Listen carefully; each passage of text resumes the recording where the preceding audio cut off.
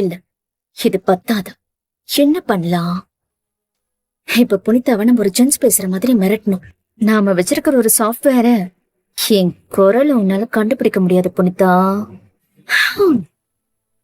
யாரா? என்ன தெரியல. என்ன புனிதா, உன் வீட்டு வாரிசுக்கு எதுவும் ஆகாம திருப்பி கொடுத்த என்ன அவ்வளவு சீக்கிரம் நீ மறக்கலாமா? டார்ச்சரா? இதெல்லாம் ஒரு டார்ச்சர். இப்போ நான் உனக்கு ஒரு விஷயத்த சொல்ல போறேன், நல்லா கேட்டு. நீ எந்த குழந்தைய என்கிட்ட இருந்து காப்பாத்திட்டு போனியோ அந்த குழந்தைய, சரி விடு, நான் சொல்லல.